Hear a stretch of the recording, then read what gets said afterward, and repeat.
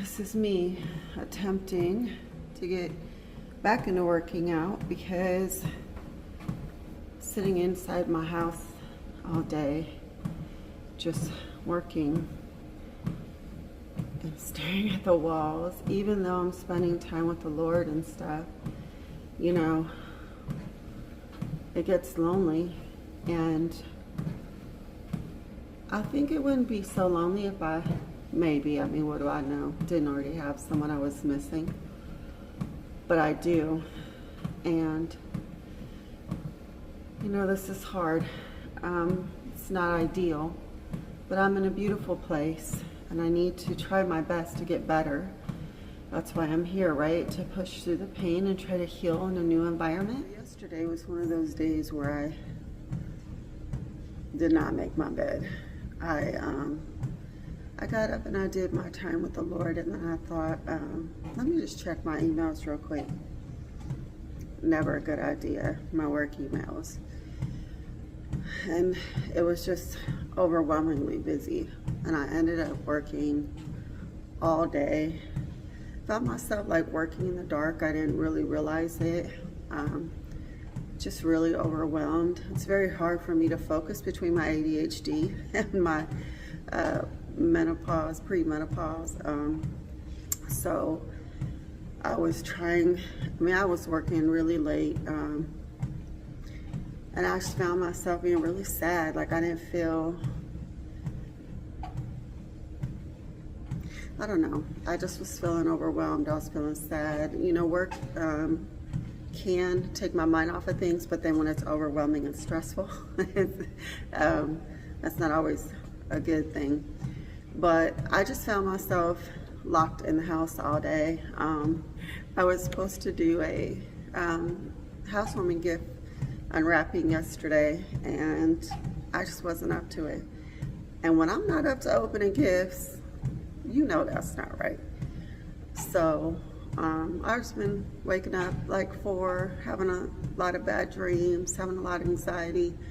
Today I slept till 5:30, had a massive nightmare that I could still vividly see and feel like it was real. I woke up, my heart was hurting so bad. It felt so real that it actually woke me up out of my sleep. So I was like, you know what, today, it doesn't matter how much my heart hurts or what I have going on. Feelings don't equal facts. And I need to get up and I need to enjoy the beauty of Mississippi. And I'm gonna get back into working out because clearly my mind and my body need that. So you just push through the pain, right? Because I'm clearly getting the rest I need, but I also need to get the exercise, trying to eat better. Why I am eating better because I'm not going anywhere, so I'm only eating what I bought in my fridge, but I did buy a little comfort food. So let's see what the day brings. This nightmare that I shared about was really something that I just felt like I woke up and it really happened. I don't know if you've ever had that where your dream was so painful. The fear, the anxiety, the sadness was so real that it woke you up because your heart hurt. You're out of breath because your brain really just felt like that wasn't just a dream. Like it was something that happened, like an inception. And I know that in this particular dream, I was just trying to protect my family. There was someone that was attacking my husband, and I was trying to fight him off, and my daughter was there, and I ultimately ended up stabbing this guy, and I just didn't even care that I was going to go to jail. But the guy just kept coming back no matter where we went, what happened. He just kept coming back, and he was attacking me, but he was attacking me because I was trying to protect them. And it felt in the dream like I was the only one. Even though he was attacking all of us, like I felt like alone in trying to protect my family, and I felt like I was failing. And I don't know why it stuck with me so much, but it really stuck with me. And I just had this overwhelming sense of failure throughout the day, and trying to talk about it or explain it at the time just would bring me to utter tears. And I think that I start to believe what many other people I think are believing, which is that I just decided to just start a new life and leave everyone behind.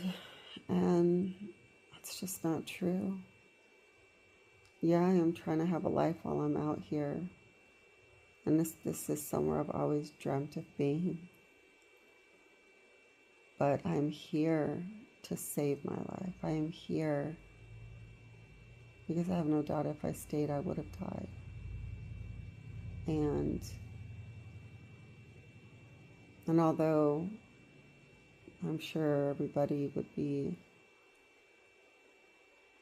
way more mad had I actually gone through with ending my days early, people are upset anyway, even though I try to do the hard thing and I'm trying to work through all the pain and the confusion, and I'm trying to do it without anybody. It's a very lonely place to be. But I'm not alone because I know the Lord is with me. But it felt pretty good working out, and even working, even though work is kind of crazy right now, just working from somewhere outside of the house was really nice. But ultimately, when I came back in the house, it was just a hard day, and I did a lot of crying. I did the kind of crying you do when you find out that you've lost a loved one, lost a best friend or something, and it was hard and it hurt, but I was also able to do some EMDR with my therapist. I think those are the right initials. And really just kind of talk through everything with her. And I cannot stress enough how important a therapist is, especially when you're going through something like this. Yes, I wanted to come and be away from everything, but the reality is that I'm broken and my brain is damaged, and right now some serious super hypersensitivity going on that is really affecting my ability to enjoy much of anything. And I am trying to accomplish at least a little something every day, even if I spend hours crying or just feeling like I want to disappear. I still try to pull myself together, make my bed, get in the shower, and accomplish something.